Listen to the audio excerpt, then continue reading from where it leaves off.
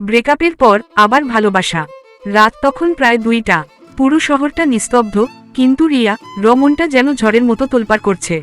বিছানায় শুয়ে আছে, কিন্তু চোখে এক ফোঁটা ঘুম নেই। বারবার ফোনটা হাতে নিচ্ছে, আবার রেখে দিচ্ছে। ওর হোয়াটসঅ্যাপের শেষ চ্যাটটা এখনো ওপেন। ভালো থেকো, এই দুটো শব্দই ওদের 5 বছরের সম্পর্কের শেষ কথা। রিয়া আর অর্ণব, একসময় ওরা ছিল একে অপরের সবকিছু। কলেজে প্রথম দেখা, তারপর ধীরে ধীরে বন্ধুত্ব, আর সেই বন্ধুত্বই একসময় গভীর ভালোবাসায় পরিণত হয়েছিল। অর্ণব সবসময় বলতো, তুই ছাড়া আমি অসম্পূর্ণ রে। কিন্তু আজ সেই মানুষটাই নেই। সবকিছু এমন ছিল না, আস্তে আস্তে বদলটা শুরু হয়েছিল। অর্ণব চাকরি পেল অন্য শহরে। দূরত্ব বাড়ল, সময় কমে গেল, কথাগুলো ছোট হতে লাগলো। আগে যেখানে ঘন্টার পর ঘন্টা কথা হতো, এখন সেখানে খেয়েছ, ঘুমাবো, এইটুকুই। রিয়া বুঝতে পারত কিছু একটা বদলাচ্ছে, কিন্তু ভয় পেত জিজ্ঞেস করতে। একদিন সাহস করে বলেই ফেলল, তুই আগের মতো নেই কেন? অর্ণব একটু চুপ থেকে বলল, সবসময় একই রকম থাকা যায় না রে। এই একটা কথাই রিয়ার বুকটা ভেঙে দিয়েছিল। শেষবার ওরা দেখা করেছিল এক বৃষ্টির দিনে। রিয়া খুব খুশি ছিল, অনেকদিন পর অর্ণবকে দেখবে। কিন্তু দেখা হওয়ার পরই বুঝে গেল, সবকিছু শেষ হয়ে গেছে। অর্ণব চোখে চোখ রাখছিল না, কথা বলছিল, কিন্তু মন যেন অন্য কোথাও। শেষে রিয়া নিজেই বলল, তুই কি আর আমাকে ভালোবাসিস না? অর্ণব অনেকক্ষণ চুপ থেকে বলল, আমি ক্লান্ত, সবকিছু থেকে। এই উত্তরটাই ছিল ওদের সম্পর্কের শেষ অধ্যায়।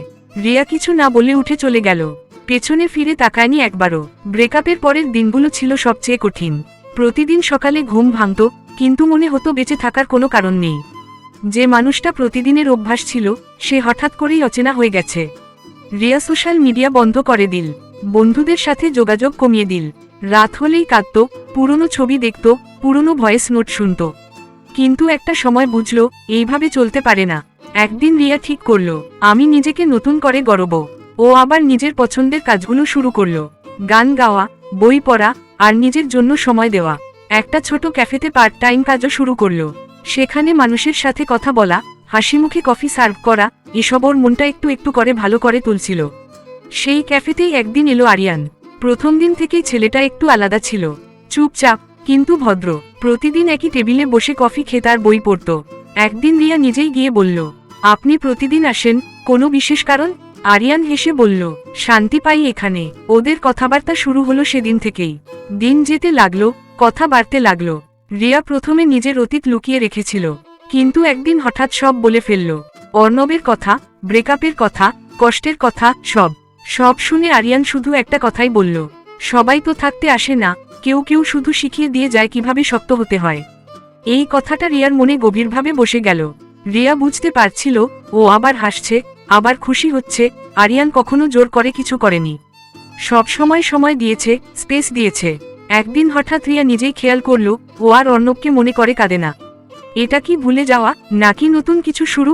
এক সন্ধ্যায় ক্যাফে বন্ধ হওয়ার পর আরিয়ান বলল, রিয়া, একটা কথা বলবো? বলুন। আমি জানি তুমি অনেক কষ্ট পেয়েছো, কিন্তু আমি তোমাকে ভালোবেসে ফেলেছি।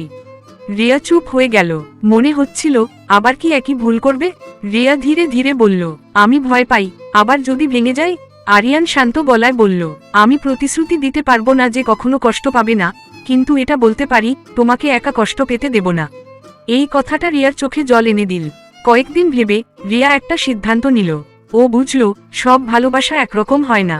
অর্ণব ছিল ওর প্রথম ভালোবাসা, কিন্তু আরিয়ান হতে পারে ওর শেষ ভালোবাসা। রিয়া ধীরে ধীরে বলল, আমি আবার চেষ্টা করতে চাই। আরিয়ান হেসে বলল, আমি অপেক্ষা করব। কিছু ভালোবাসা আমাদের ভেঙে দেয়, আবার কিছু ভালোবাসা আমাদের নতুন করে গড়ে তোলে। ব্রেকআপ মানে শেষ নয়, এটা শুধু একটা নতুন শুরুর দরজা। রিয়া বুঝে গিয়েছিল, যে চলে যায় সে আমাদের জন্য ছিল না, আর যে থেকে যায় সেই আসল।